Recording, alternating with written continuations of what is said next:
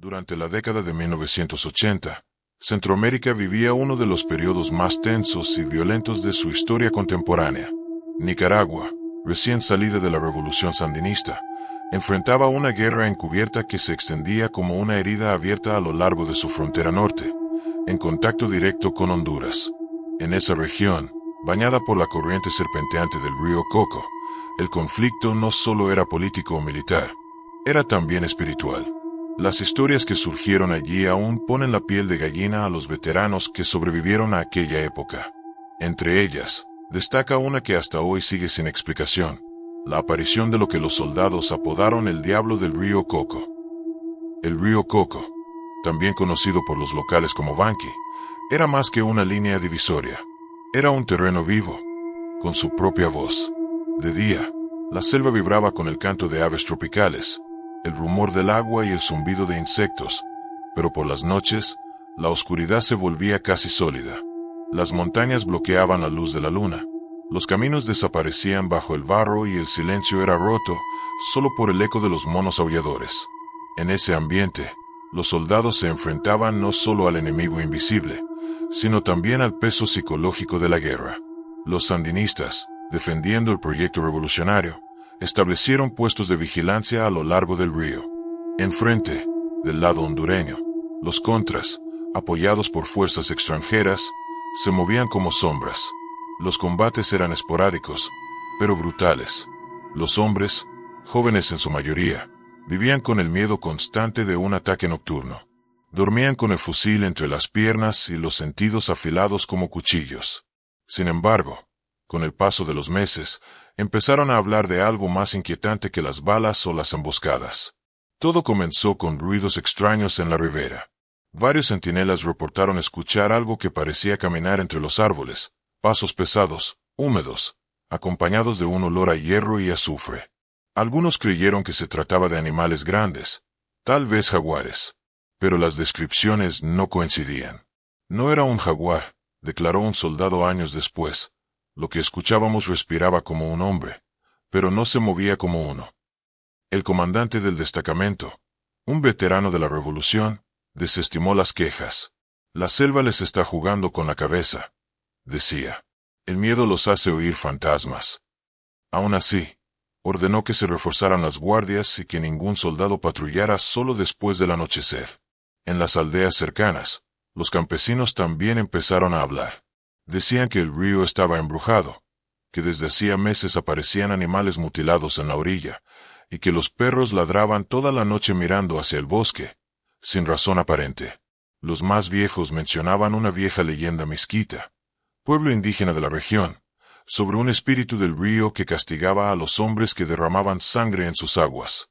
Lo llamaban Yulucan, el guardián del Banqui, mitad hombre, mitad bestia, nacido del lodo y del odio. Según la creencia, cada vez que los humanos profanaban la selva con violencia, el espíritu despertaba para vengarse. Los soldados, la mayoría provenientes de ciudades, se burlaban de esas historias. Pero después de las primeras desapariciones, nadie volvió a reír. En febrero de 1983, una patrulla de 5 hombres no regresó de una misión de reconocimiento. Se pensó que habían caído en una emboscada de los contras. Durante 3 días, helicópteros y unidades terrestres buscaron sin éxito. Al cuarto día, un grupo de campesinos halló los cuerpos a orillas del río, en una zona pantanosa. El informe militar describía las heridas como desgarraduras profundas, incompatibles con armas convencionales. Lo más inquietante, los fusiles estaban intactos, y no había señales de disparos. Los cuerpos parecían haber sido arrastrados, y los rostros mostraban expresiones de terror absoluto. El caso fue clasificado como pérdida en combate, pero en los cuarteles la historia se corrió rápido. Algunos soldados juraban haber visto una figura oscura cruzando el río en la madrugada, más alta que un hombre, con ojos brillantes como brasas. Otros decían que escuchaban un rugido bajo, metálico, que salía del agua justo antes del amanecer. El apodo nació entonces, el Diablo del Río Coco. Con el tiempo, la historia empezó a afectar la moral de las tropas. En los reportes internos, los psicólogos militares mencionaban casos de pánico nocturno, insomnio y comportamiento errático. La jungla, con su humedad permanente y su oscuridad densa, parecía amplificar el miedo. Algunos desertaron, otros pidieron traslado. Pero el conflicto no permitía debilidades. Las órdenes eran claras: mantener el control del río a toda costa. En ese contexto, llegó un equipo de periodistas extranjeros a documentar la guerra. Entre ellos estaba un mexicano, Raúl Castañeda, corresponsal de una revista de investigación de Ciudad de México. Su interés inicial era político: narrar la vida de los soldados en una guerra olvidada. Sin embargo, al escuchar los rumores sobre el diablo, decidió incluirlos en su reportaje como muestra del impacto psicológico del conflicto. Lo que no sabía era que terminaría siendo testigo de algo que marcaría el resto de su vida. Castañeda escribió en su diario, hallado años después: no sé si fue sugestión o algo más. A medianoche, mientras acampábamos cerca del río, escuché un ruido como si alguien respirara detrás de nosotros. El agua burbujeaba, aunque no había corriente. Los soldados apuntaron sus linternas, y por un segundo, juraría haber visto una silueta negra salir del agua y volver a hundirse. Nadie habló por el resto de la noche. Las autoridades nunca confirmaron ese testimonio, pero el diario se conserva en los archivos de la Universidad Nacional Autónoma de Nicaragua. Para algunos investigadores, la descripción coincide con relatos de apariciones en otras zonas de guerra donde la tensión y el miedo generan visiones colectivas. Para otros, en cambio, hay demasiadas coincidencias para considerarlo mera sugestión. Lo cierto es que después de ese suceso, el destacamento fue reubicado. Se ordenó evacuar la zona y mantenerla bajo vigilancia aérea. Oficialmente, se alegaron motivos estratégicos.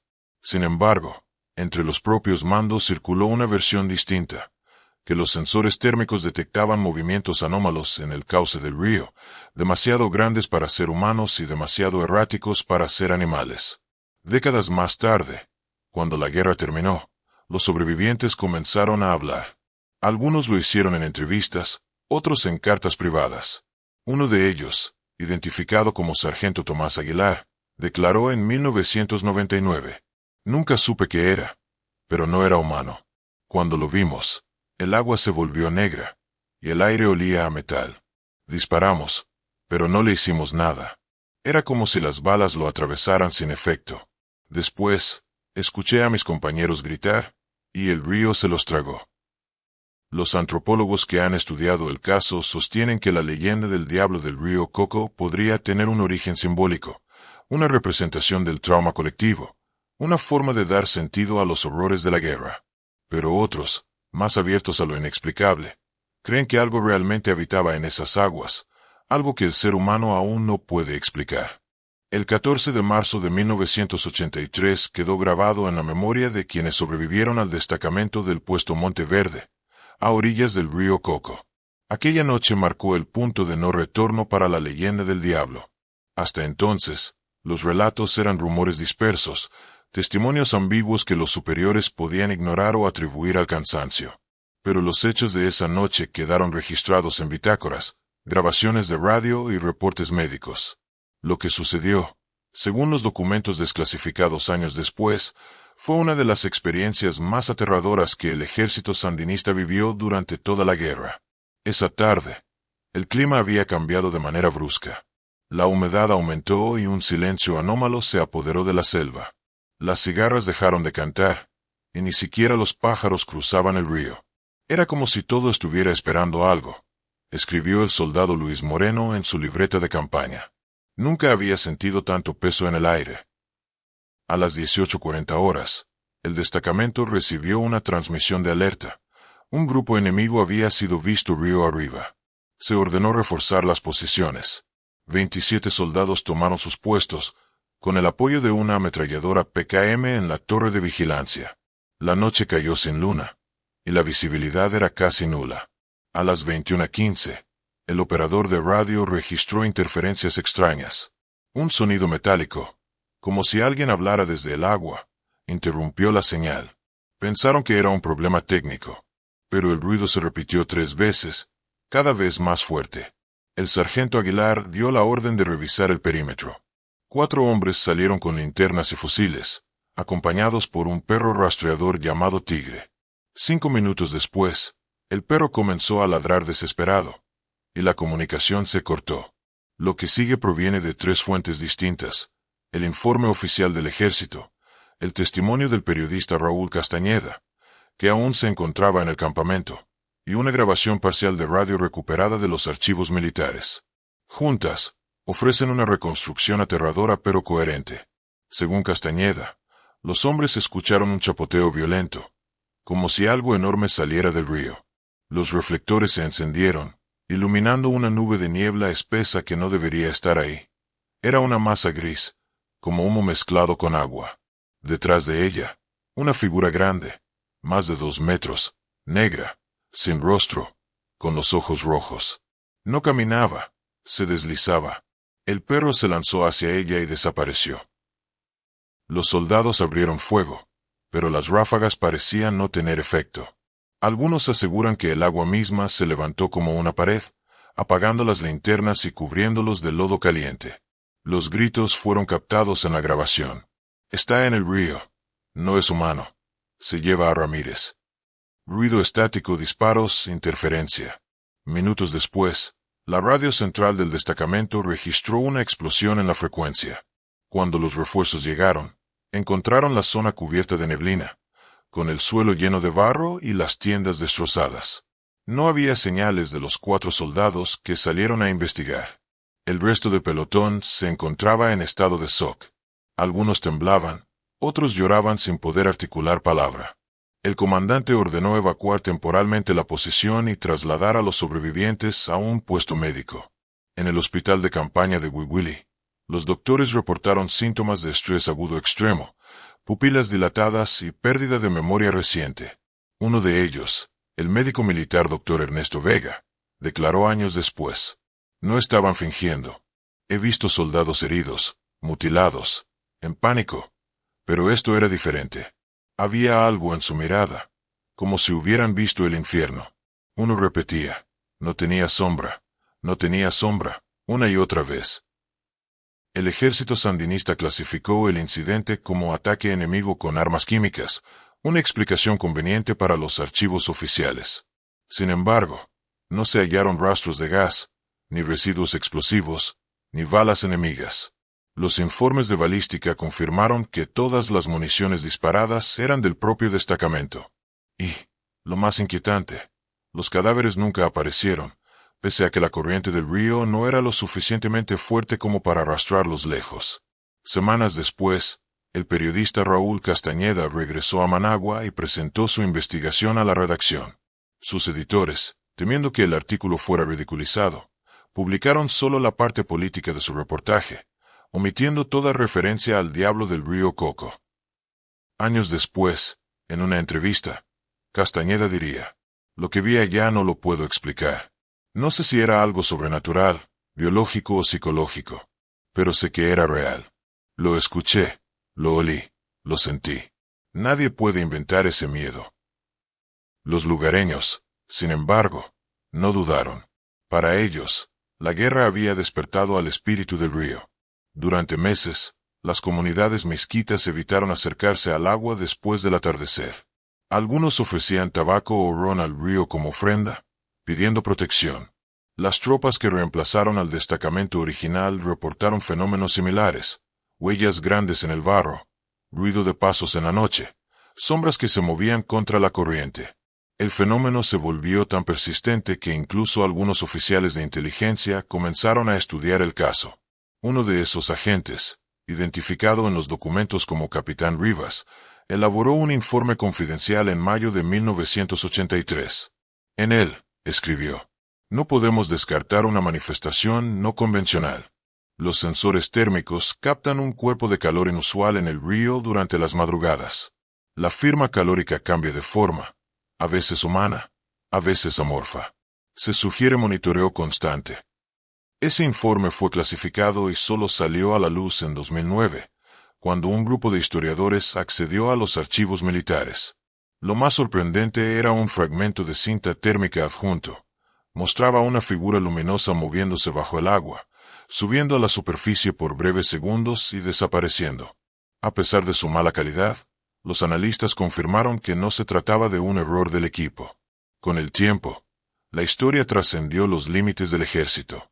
Algunos excombatientes, ya retirados, contaron lo ocurrido en entrevistas radiales y conferencias de veteranos. Las versiones variaban, pero todos coincidían en tres elementos: los ojos rojos, el olor a azufre y el silencio absoluto antes del ataque. Ninguno pudo explicar por qué las armas no sirvieron aquella noche. Mientras tanto, las aldeas cercanas mantuvieron viva la leyenda. En la comunidad de San Melaya, por ejemplo, los ancianos narraban a los niños cómo el diablo aparecía cada vez que los hombres traían guerra y muerte al río. No es un monstruo, decía doña María Pineda, una curandera misquita entrevistada en 1991. Es el espíritu del agua. El río tiene memoria, y cuando lo ensucian con sangre, él se despierta. Los antropólogos que investigaron el mito notaron un detalle inquietante. El relato del diablo del río Coco ya existía antes de los años 80, pero había permanecido dormido en la tradición oral.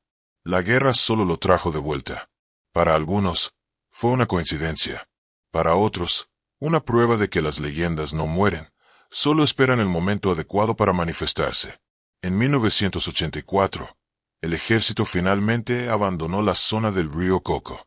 Oficialmente, por reestructuración táctica. Pero los soldados sabían la verdad. Nadie quería volver allí. La base Monteverde quedó en ruinas, cubierta por la selva. Los pocos que regresaron a visitar el lugar años después afirmaron sentir una presencia invisible, una especie de energía densa que los obligaba a irse. Uno de ellos dijo: "El río ya no suena igual", como si respirara. Cuando la guerra en Nicaragua terminó a comienzos de los años 90, el país quedó devastado. Las aldeas del norte estaban llenas de ruinas, minas enterradas y recuerdos que nadie quería revivir. Sin embargo, en la región del río Coco, algo permaneció intacto: la sensación de que aquella guerra había abierto una puerta que nunca debió tocarse. Los veteranos de ambos bandos, tanto sandinistas como contras, compartían un mismo silencio incómodo cuando se mencionaba el tema del diablo. Nadie se reía. Nadie decía que era mentira. Algunos cambiaban de tema, otros simplemente se levantaban y se iban. A diferencia de otros mitos de guerra, este no buscaba gloria ni heroísmo. Era una historia de miedo puro. En 1992, un grupo de investigadores de la Universidad Nacional Autónoma de Nicaragua, UNAN, viajó al río Coco para documentar los efectos psicológicos del conflicto. Entre los testimonios recogidos, varios excombatientes relataron experiencias coincidentes con las del destacamento Monteverde. Luces extrañas sobre el río, figuras oscuras entre la niebla, ruidos de respiración o pasos cuando no había nadie, y, en algunos casos, ataques sin explicación lógica. El antropólogo Mario Benítez, jefe del proyecto, declaró ante la prensa: "Puede que la mente humana, sometida al trauma extremo, genere visiones compartidas. Pero hay patrones aquí que no se explican solo por estrés. Los soldados no se conocían entre sí, pero describen exactamente lo mismo". Aquel estudio fue uno de los primeros intentos de analizar científicamente el fenómeno. Los investigadores establecieron tres posibles hipótesis. Tecla 1: explicación psicológica. El miedo, la fatiga y la guerra prolongada habrían generado un cuadro de psicosis colectiva, en la que los soldados experimentaron alucinaciones sincronizadas. Según esta teoría, el diablo no era más que una proyección del miedo a morir, amplificada por la oscuridad y el aislamiento. Tecla 2: explicación ambiental. La región del río Coco posee zonas pantanosas con alta concentración de gas metano, que puede producir destellos de luz y sonidos extraños. Además, la descomposición de materia orgánica libera azufre, lo que explicaría el olor descrito en los informes. Algunos científicos sugieren que una liberación súbita de gases pudo causar asfixia o desorientación masiva entre los soldados. Tecla 3: explicación paranormal o cultural. Para los investigadores que respetan la cosmovisión misquita, el suceso no fue una ilusión, sino la manifestación de una entidad ancestral ligada al río. El antropólogo Benítez resumió esta postura diciendo: "En Occidente queremos medirlo todo con instrumentos. Pero aquí, la gente sabe que el río tiene espíritu. Tal vez no lo entendemos porque buscamos con la razón lo que solo puede sentirse". Los tres enfoques convivieron sin anularse. Sin embargo, Ninguna investigación logró dar una respuesta definitiva. Con el paso de los años, la leyenda del diablo del río Coco pasó de ser un rumor militar a convertirse en parte del folclore contemporáneo nicaragüense.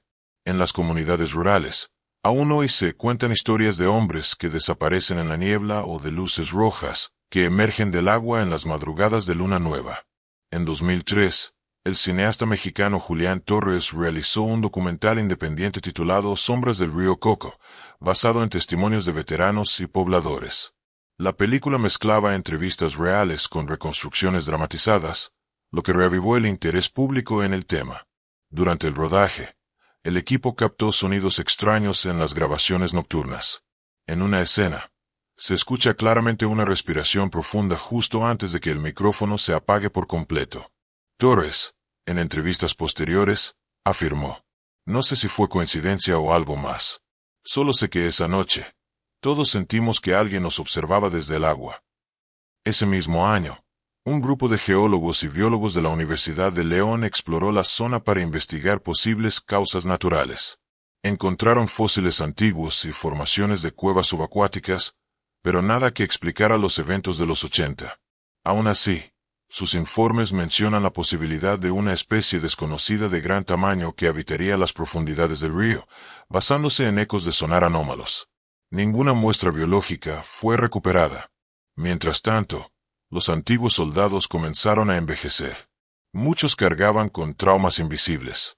Algunos afirmaban que, en sueños, aún escuchaban el sonido del río llamándolos por su nombre.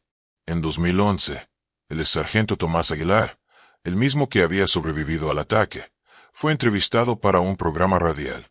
Su voz, ya anciana, temblaba mientras hablaba. "No me da vergüenza decirlo. Vi algo que no era de este mundo. Si el diablo existe, allá lo vi. Y no hablo del infierno de la religión, sino de otro, el que está en la selva, esperando".